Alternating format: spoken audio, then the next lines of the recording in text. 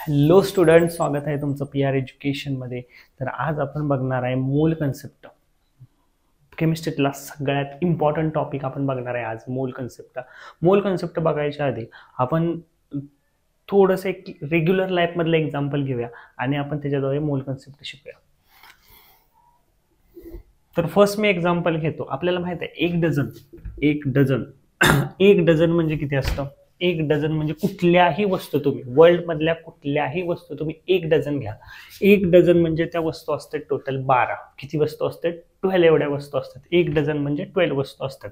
For example मी एक dozen pen घेतली आणि मी एक डझन चिक्कू घेतले. ओके, एक डझन पेन घेतले आणि एक डझन चिक्कू घेतले. म्हणजे मी टोटल पेन किती घेतले? 12. आणि टोटल चिक्कू पण किती घेतले? 12 घेतले. ओके, एक डझन पेन म्हणजे किती? मी 12 पेन घेतले आणि एक डझन चिक्कू म्हणजेच मी 12 चिक्कू घेतले. एका पेनाचं वजन समजा, इमॅजिन करा ग्रॅम मध्ये. एका पेनाचं जे मास आहे ते 10 ग्रॅम आणि एका चिक्कूचं जे वेट आहे ते ग्रॅम मध्ये तुमचा 20 ग्रॅम. ओके, एका पेनाचं वजन आहे 10 ग्रॅम. आपण जस्ट इमॅजिन केले की एका पेनाचं वजन आहे 10 ग्रॅम आणि एका चिक्कूचं वजन आहे 20 ग्रॅम. ओके, मग एक डझन चिक्कूचं वजन किती झालं किंवा एक डझन पेनाचं वजन किती झालं? तर किती झालं? मल्टिप्लाय बाय 12 म्हणजे 120 ग्रॅम. म्हणजे 12 गुणिले 10 म्हणजेच आपलं झालं 120 ग्रॅम. आणि एका टोटल एक डझन तुमच्या चिक्कूचं वेट किती झालं? एका चिक्कूचं वेट मला माहित पाहिजे. त्यासाठी जर मला एक डझन म्हणजेच 12 चिक्कूचं वेट जर मला फाइंड करायचं असलं तर मला सगळ्यात महत्वाचं एका चिक्कूचं वेट आधी माहित पाहिजे. एका चिक्कूचं वेट मला माहित आहे की 20 ग्रॅम आहे. आपण जस्ट इमॅजिन केले. सेम तसं मला 12 चिक्कूचं वेट येणार मल्टिप्लाय बाय 12 म्हणजे 240 ग्रॅम एवढं येणार आपल्या 12 चिक्कूचं वेट. आता तशीच आपली सेम कन्सेप्ट, जशी ही कन्सेप्ट तुम्हाला परफेक्ट समजली असेल की एक डझन म्हणजे 12. मी 12 पेन घेतले, 12 चिक्कू घेतले आणि मला 12 पेन आणि 12 चिक्कू म्हणजे एक डझन पेन आणि एक डझन चिक्कूचं वेट काढायचं होतं. मग एक डझन पेनाचं वेट आलं आपलं 120 ग्रॅम मल्टिप्लाय बाय 12 केलं. पण हे करण्यासाठी मला एका पेनाचं मास माहीत असणं इम्पॉर्टंट होतं. इथं एका चिक्कूचं वजन माहीत असणं इम्पॉर्टंट होतं. एका चिक्कूचं मास असणं महत्वाचं होतं. तेव्हाच मी एक डझन चिक्कू आणि एक डझन पेनाचं टोटल मास मी काढू शकलो. सेम अशीच मोल कन्सेप्ट आहे. मग जास्त ह्याच्यापेक्षा डिफरंट काहीच नाही. थोडंसं आहे त्यात कन्सेप्ट आहेत थोड्याशा, ते आपण घेऊया. आता बघा, ह्याच्या बरोबरच कम्पॅरेटिव्ह आपण घेऊ सगळं. 1 मोल जसं एक डझन म्हणजे 12 असतं, तसंच 1 मोल म्हणजे 6.67 into 10⁻23 ॲटम. 6.67 into 10⁻23 item. आणि ह्यालाच म्हणतो आपण ॲव्होगॅड्रो नंबर. ह्यालाच म्हणतो आपण ॲव्होगॅड्रो नंबर, की जो सांगतो की एक मोल मध्ये 6.67 into 10⁻23 आहे. जसं एक डझन मध्ये 12 आहे तसंच तुमच्या 1 मोल मध्ये 6.67 into 10⁻23 एवढे असतात. कोण असतात? तर ॲटम असतात. कोण असतात? ॲटम. ओके, बघूया आता आपण. आता फॉर एक्झाम्पल जसं इथं आपण पेन आणि चिक्कू घेतला तसं आपण इथं कार्बन घेणार आहे. काय घेणार आहे? कार्बन घेणार आहे. आणि सेम तसंच आपण इथं ऑक्सिजन घेणार आहे. कार्बन आणि कोण घेणार आहे? ऑक्सिजन घेणार आहे. ओके, जसा इथं मी पेन आणि चिक्कू घेतला सेम तसं मी इथं कार्बन आणि काय घेणार आहे? ऑक्सिजन घेणार आहे. ओके, कार्बन आणि ऑक्सिजन. आता कार्बनचं मला किती कार्बनचं वेट फाइंड करायचंय? जसं मी इथं 12 पेनाचं, एक डझन पेनाचं वेट फाइंड केलं आणि एक डझन चिक्कूचं वेट फाइंड केलं. सेम त्याच प्रकारे मी इथं 1 मोल कार्बनचं वेट मला फाइंड करायचंय आणि 1 मोल ऑक्सिजनचं वेट मला फाइंड करायचंय. आपण जाणून घेऊया की दोघांचं सेम येतंय का नाही ग्रॅम मध्ये. ओके, मग 1 मोल कार्बनचं मला वेट आधी फाइंड केलं पाहिजे. मग 1 मोल जर का मला कार्बनचं वेट फाइंड करायचं असलं म्हणजे किती कार्बनच्या ॲटमचं वेट फाइंड करायचं रे? किती कार्बनचे ॲटम? तर 6.67 into 10⁻23 एवढ्या कार्बनच्या ॲटमचं वेट मला फाइंड करायचं आहे. मग एवढ्या कार्बनच्या वेट जर मला फाइंड करायचं असलं ॲटमचं तर मला एका कार्बनच्या ॲटमचं वेट माहीत असणं महत्त्वाचं आहे. जसं एका पेनाचं आणि एका चिकूचं वेट माहीत असणं महत्त्वाचं होतं, तसं जर मला एवढ्या कार्बनच्या ॲटमचं वेट माहीत करायचं असलं तर मला एका कार्बनच्या ॲटमचं वेट असणं माहीत असणं इम्पॉर्टंट आहे. ओके, मग आपण काढूया एका कार्बनच्या ॲटमचं वेट. तर कार्बनचा ॲटमचं जर मी स्ट्रक्चर बघितलं तर कार्बनच्या ॲटमच्या स्ट्रक्चरमध्ये हा असतो आपला न्यूक्लियस, त्यामध्ये प्रोटॉन असतात 6, सगळ्यांना माहित आहे, हे माहीत पाहिजेच, बेसिक आहे. आणि न्यूट्रॉन असतात 6 आणि बाजूनं इलेक्ट्रॉन असतात 6. ओके, आणि ऑक्सिजनचं जर ॲटम आपण बघितलं तर प्रोटॉन असतात 8, न्यूट्रॉन पण असतात 8 आणि इलेक्ट्रॉन बाजून असतात 8. ओके, इलेक्ट्रॉन असतात बाजूनं 8. म्हणजे प्रोटॉनची संख्या 6 झाली, न्यूट्रॉनची संख्या 6 झाली, इलेक्ट्रॉनची संख्या 6 झाली. आता जसं मी एखादा बॉक्स घेतला, हा पेन आहे समजा, हा पेन, ह्या पेनाचं तुम्हाला वजन फाइंड करायला सांगितलं, पेनाचं मास फाइंड करायचं आपल्याला. मग ह्या पेनाच्या मासमध्ये मी ह्या टोपणाचं एक मास धरणार, हे टोपण आहे, हे कॅपचं एक मास धरणार, प्लस ह्या पेनाचं मास धरणार आणि दोन्ही मासची मी ऍडिशन करणार, तेव्हा मला पेनाचं टोटल मास भेटणार आहे. ओके, मग ह्या पेनाचं टोटल मास म्हणजेच ह्याच्या आणि ह्याच्या वेटचे ऍडिशन. पण आपण ह्याच्यावरती धूळ पडलेले आहे, त्याचं मास धरणार का नाही? काय रिझन? ह्याच्यात जी शाई आहे त्याचं मास धरणार का नाही? का नाही धरलं? तर खूप छोटा आहे, पेनाच्या कंपेअरिंग ह्याचा मास खूप छोटा आहे. ओके, ही कन्सेप्ट कुठं उपयोगी येते ती बघा.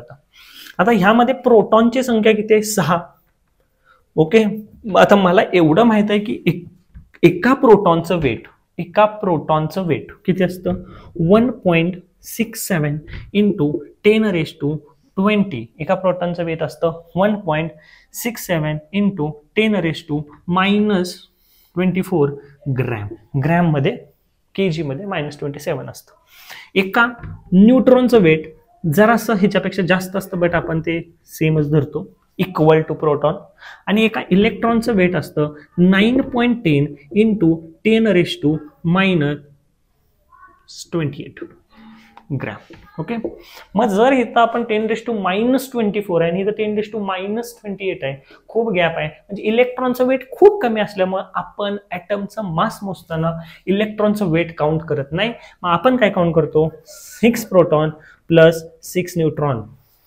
ओके, आणि इथं पण सेम 6 प्रोटॉन प्लस 6 न्यूट्रॉन. आपण जे 6 इलेक्ट्रॉन आहेत एक्स्ट्रा पार्टिकल, जे तुमचे 6 इलेक्ट्रॉन आहेत एक्स्ट्रा पार्टिकल, त्यांचं वेट आपण काउंट करणार नाही. ओके, त्यांचं वेट आपण नाही काउंट करणार. मग 6 प्रोटॉन प्लस 6 न्यूट्रॉन. आता मला सांगा सिंपल, दोघांची पी आणि एनची व्हॅल्यू सेम आहे. मग जर असं असलं 6x प्लस 6x, तर x सेम आहे पी आणि एन, म्हणजे किती येणार? 12x. सेम तसं 6p plus 6n, 12 multiply by P आणि एन ला x मानू आपण, सेम आहे दोघं पण, किती आहे? Into 1.67 into 10⁻24. हे जर किती येणार? Sorry 8 proton plus 8 neutron, 8 into 1.67, proton न्यूट्रॉनचा वेट सेम आहे 67 इंटू 10⁻24 ग्रॅम. ओके, मग ह्यालाच आपल्या केमिस्ट्रीमध्ये AMU म्हणलं जातं, atomic mass unit. Mass of प्रोटॉनलाच ॲटॉमिक मास युनिट असं म्हणतात. म्हणजेच तुमच्या कार्बनचा एका ॲटमचं वेट आपण फाइंड केलं, कार्बनच्या एका ॲटमचं वेट ग्रॅममध्ये आलं तुमचं. ग्रॅममध्ये म्हणण्यापेक्षा कार्बनच्या एका ॲटमचं वेट हे एवढे येते, म्हणजेच मी म्हणू शकतो 12 AMU एवढे येते, म्हणजे मल्टिप्लाय बाय AMU. ओके, आणि ह्याचं किती येते तुमचं? 8 प्लस 8 16, सॉरी किती येते? 8 प्लस 8 16 AMU. हे एका ऑक्सिजनच्या ॲटमचं वेट आलं. एका कार्बनच्या ॲटमचं वेट किती आलं? 12 AMU. आणि एका ऑक्सिजनच्या ॲटमचं आलं 16 AMU. किती आलं? 16 AMU. ओके, आता आपण फाइंड करूया इलेक्ट्रॉनचं का धरलं नाही, मी इथं तुम्हाला सांगितलेलं आहे. ठीक आहे, आता आपल्याला किती ॲटमचं फाइंड करायचं आहे? जसं आपण इथं एका पेनाचं फाइंड केलं 10 ग्रॅम, तसंच सेम आपण इथं एका कार्बनच्या ॲटमचं फाइंड केलं 12 AMU. कसं काढलं ते सांगितलं मी. एका चिकूचं वेट आहे 20 ग्रॅम, तसंच आपण एका ऑक्सिजनचं वेट फाइंड केलं 16 AMU. किती केलं आपण? 16 AMU, म्हणजेच हे तुमचं. ओके, मग आता मला किती काढायचंय सांगा बरं? मला किती याचं काढायचंय? मला 1 मोलचं काढायचंय. मग 1 मोल, मला सांगा 1 डझन पेनाची किती आली? 120 ग्रॅम. 1 डझन चिक्कूची किती आली? 240 ग्रॅम. दोघांचं वेट काय? वेगळं वेगळं आहे का, तर 120 जेव्हा मी पेन घेईन 120 तेव्हाच सेम समजा जगात असे पेन आहेत की त्यांचं वेट 10 ग्रॅमचेच पेन आहेत, बाकी पेन शिल्लकच नाहीत. जगात असेच चिक्कू आहेत की त्यांचं वेट कायम 20 ग्रॅमच असणार आहे. म्हणजे मग मी जेव्हा 240 कधी सुद्धा मी जर का 12 ग्रॅम एवढे चिक्कू 12 चिक्कू घेतले म्हणजे 1 डझन एवढे चिक्कू घेतले तर त्यांचं वेट कायम किती असणार आहे 240 ग्रॅम. किंवा मी असं उलट पण म्हणू शकतो, मी 240 ग्रॅम चिक्कू घेतले तर त्याच्यामध्ये 12 चिक्कू बसणार आहेत. आणि 120 ग्रॅम मी पेन घेतले तर 120 ग्रॅम पेनामध्ये पेनांची संख्या मोजली तर ती 12 असणार आहे. ही माहीतच नाही समजा आपल्याला. 120 ग्रॅम कधी सुद्धा मी जर का पेन घेतले 120 ग्रॅम मासनं तर पेनाची संख्या त्याच्यामध्ये 12 असणार आहे. आणि 240 ग्रॅम चिक्कू घेतले तर त्याच्यामध्ये चिक्कूची संख्या 12 असणार आहे. मग तसंच आपल्याला ऑक्सिजन आणि कार्बनचं बघायचं आहे.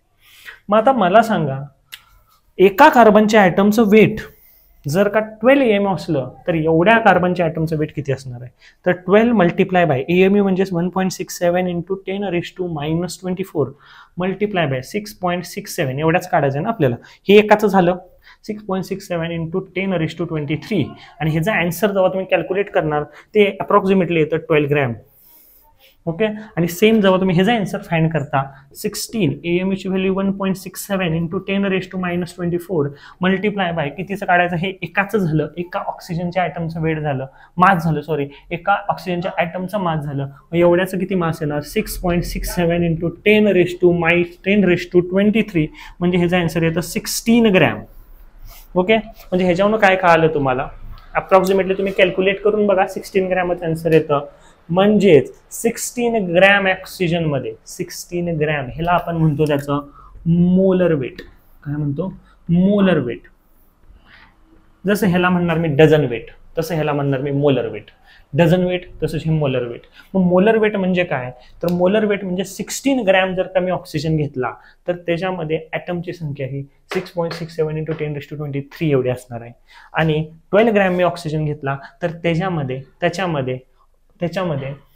ॲटमची संख्या ही 6.67 इंटू 10⁻23 एवढी असणार आहे. म्हणजेच 1 mole of oxygen 1 mole of carbon 1 mole of carbon म्हणजेच 12 ग्रॅम आणि 1 मोल ऑफ ऑक्सिजन म्हणजेच 16 ग्रॅम. 1 मोल ऑफ ऑक्सिजन म्हणजेच 16 ग्रॅम. जसं 1 डझन ऑफ पेन म्हणजे 120 ग्रॅम, 1 डझन ऑफ चिक्कू म्हणजे 240 ग्रॅम. सेम तसं 1 मोल ऑफ ऑक्सिजन म्हणजे 16 ग्रॅम. ओके. मग जे काय मग साधं तुम्हाला गणित सांगतो, साधं आता तुम्हाला हे 9th स्टँडर्डला असतं किंवा जे काय ॲटॉमिक मास आहे, जे काय ॲटॉमिक मास युनिट आहे म्हणजेच हे ॲटॉमिक मास युनिट तुम्ही डायरेक्टली ग्रॅममध्ये लिहा. हे ॲटॉमिक मास युनिट तुम्ही डायरेक्टली ग्रॅममध्ये लिहा. जे काय तुम्हाला आन्सर भेटणार आहे, for example atomic mass unit 8 + 8 16 जे आले त्याला सरळ ग्रॅममध्ये लिहा. मग ग्रॅममध्ये तुम्ही लिहिल्यानंतर ते जी काय व्हॅल्यू असणार, तुम्ही जेव्हा ते ग्रॅममध्ये लिहिणार त्यावेळी जी काय तुमची व्हॅल्यू असणार आहे ती सेम व्हॅल्यू म्हणजेच तुमचा 1 मोल एवढा काय असणार आहे तुमचा ऑक्सिजन किंवा 1 मोल एवढा काय असणार आहे कार्बन असणार आहे. ओके. आता नेक्स्ट जे तुमचं असणार ह्याच्यावरचे आपण एक्झाम्पल ते नेक्स्ट व्हिडिओमध्ये आपण सॉल्व्ह करू. थँक्यू.